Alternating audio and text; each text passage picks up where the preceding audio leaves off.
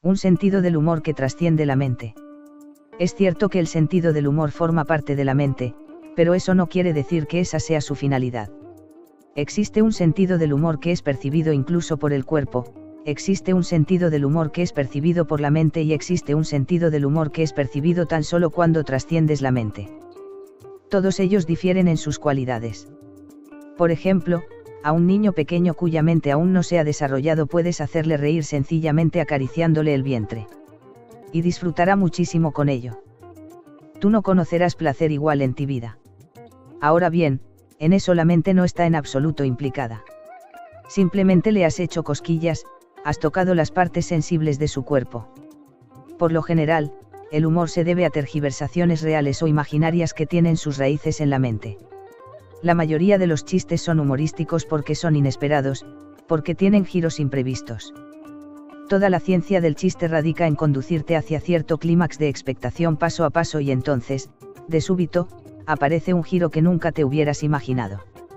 Toda la tensión que estabas acumulando estalla en risas.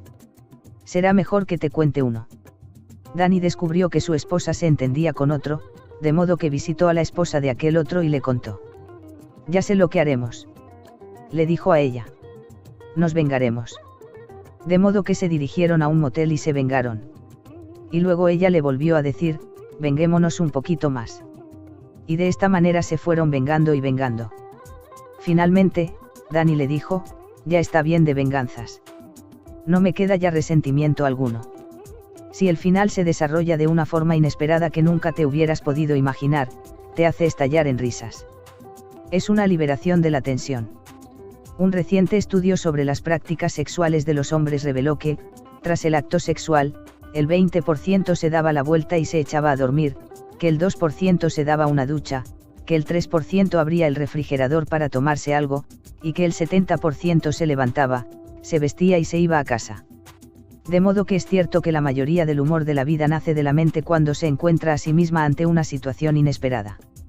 Es posible que la risa surja de la no mente, de la meditación, pero esa será una risa de una calidad completamente distinta. Uno se reirá de sí mismo. Por ejemplo, cuando Bodhidharma se iluminó, por primera vez entró en el mundo de la no mente y se puso a reír. Y no se detuvo hasta que murió.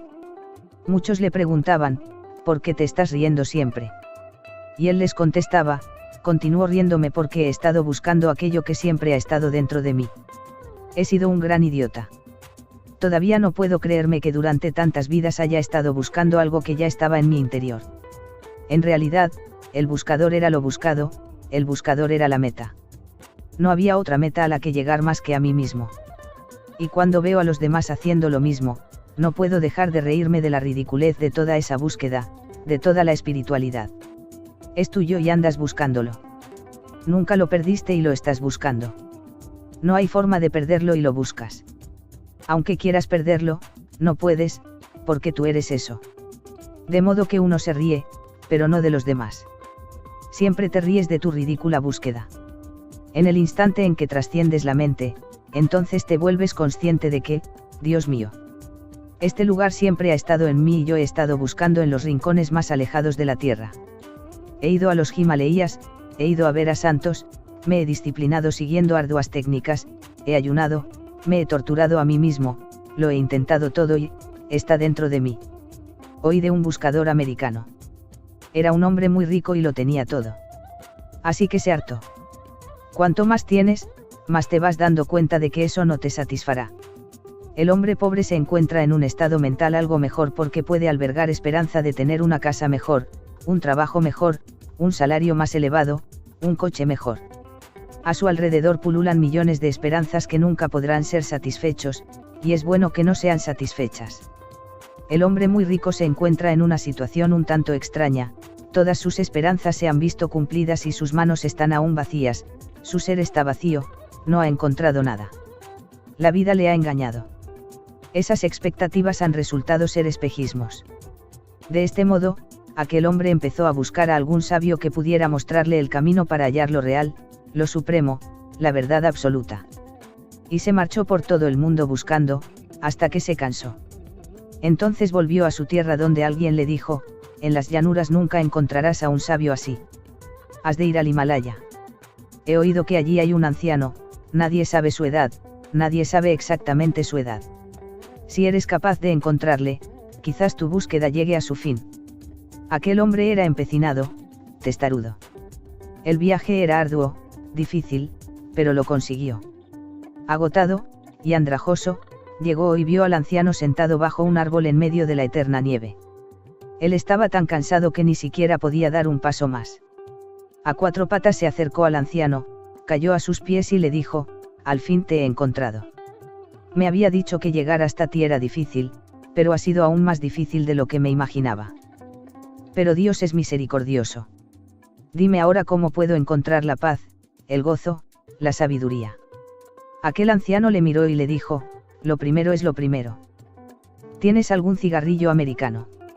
Él no podía creerlo, era oportuna aquella clase de pregunta. Pero discutir con aquel viejo no estaba bien, pues podía enfadarse. Le contestó: «Sí». Y sacó los cigarrillos que le quedaban y en encendedor.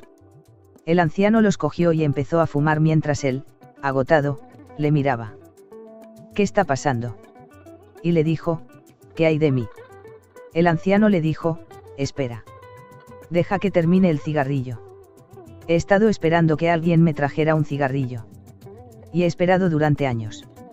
El hombre le dijo: «Me estoy muriendo, estoy cansado y tú te estás fumando mis cigarrillos delante de mí. Y yo que te creía iluminado». Él le contestó: «No te preocupes. Estoy iluminado, pero estar iluminado no significa que no pueda fumar un cigarrillo». «¿Quién te dijo eso?». El otro le dijo: «Nadie, pero me imaginaba que los cigarrillos eran cosa de la gente corriente». El anciano le respondió: «Estás equivocado. Puedes verlo por ti mismo, eres testigo de ello. Estás viendo a un iluminado fumarse un cigarrillo». Él le dijo: «No quiero hablar de eso. Tan solo dime, indícame qué he de hacer, porque la vida es corta y estoy muy cansado».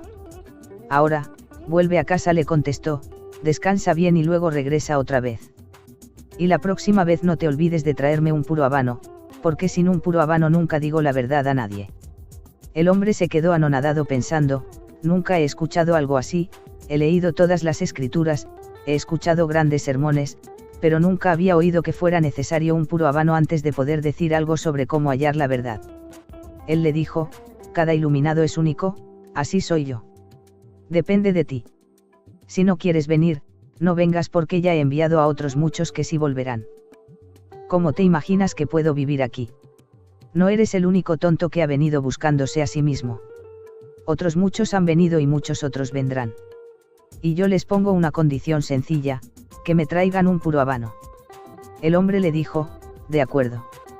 Volveré a casa y si aún estoy vivo te traeré un puro habano. Pero prométeme que no me pondrás una nueva condición». «Deberías recordar que los iluminados nunca prometen nada», le respondió el anciano, «quien puede predecir el mañana. Puede que cambie de idea, puede que rehúse el puro habano. Tú haz lo mejor que puedas, yo lo haré lo mejor que pueda y entonces veremos qué sucede. Pero ahora, piérdete. Con los cigarrillos que me has traído me basta. Déjame disfrutarlos». El hombre se quedó tremendamente frustrado, pero mientras regresaba poco a poco empezó a reflexionar: «Quizás el mensaje encierra algo. Me ha dicho que me fuera a casa y descansara. Quizá hablaba alegóricamente. ¿Dónde está mi casa?». Había leído en los libros que el verdadero hogar está en el interior de uno mismo. ¿Y cómo encontrar ese hogar? Mantén un estado mental muy relajado, totalmente descansado, y encontrarás tu hogar. Se dijo a sí mismo: «Dios mío. Me lo ha dicho y ni siquiera se lo he agradecido. Ta solo por agradecimiento le llevaré el puro habano». Esta historia me encanta. No sé si ese hombre regresó o no regresó, no sé si el viejo se refería a lo que el hombre se imaginó sobre el hogar y el descanso, tampoco eso está muy claro. Pero fuera cual fuera la situación, el hombre captó el mensaje. Dio vuelta atrás, se relajó, descansó y trató en primer lugar de adentrarse en su ser interior, para encontrar su hogar, porque las paredes de tu casa no son tu hogar. Tu cuerpo es la pared, tu mente es la pared. Tras tu cuerpo y tu mente se encuentra tu verdadero hogar, el verdadero origen de tu vida. Cuando alguien lo encuentra, se pone a reír diciendo: «Me mantenía cabeza abajo innecesariamente, contorsionaba mi cuerpo con ejercicios de yoga, ayunaba, iba en peregrinación a lugares santos, me torturaba a mí mismo en las montañas, en los desiertos, y todo el tiempo llevaba mi verdad en propio interior. Siempre que alguien lo encuentra, ¿acaso creen que no se pone a reírse de sí mismo? La mente se ríe de los demás. Tras la mente se encuentra una solo risa. Pero resuena por los siglos de los siglos. El lugar donde Bodhidharma se iluminó, yo he estado en ese sitio. Se iluminó hace 1400 años y la gente construyó un templo en su memoria en el lugar en que él rió por primera vez. Y la historia dice que, si te sientas en ese templo, aún puedes escuchar las risotadas. Hay una estatua de Bodhidharma, era un hombre muy raro. Si te encontraras con él por la noche, nunca volverías a salir de casa después de anochecer. Tenía unos ojos tan grandes que con solo una mirada era suficiente para que te iluminaras. Y su risa ha de haber sido una gran carcajada porque tenía una prominente barriga. Incluso en sus estatuas, su barriga tiene pliegues. Yo no tuve tiempo para sentarme en el templo, pero sé que, si tú te sientas en el templo, en el silencio del bosque, puede que oigas aún sus carcajadas. Quizá las montañas, los árboles, las rocas en torno al templo, vibren todavía con ese gran hombre. He indagado en las vidas de muchos grandes hombres, pero Bodhidharma sigue siendo un caso aparte, muy extraño y singular. Es posible que su risa fuera tan infecciosa que los árboles empezaran a reír y que las montañas empezaran a reír. Aunque Bodhidharma está muerto, todavía se están riendo, no pueden detenerse. Y si vas con esa idea, quizá puedas oírle, o imaginártelo. Pero me he encontrado con gente que le ha oído, porque me lo han dicho.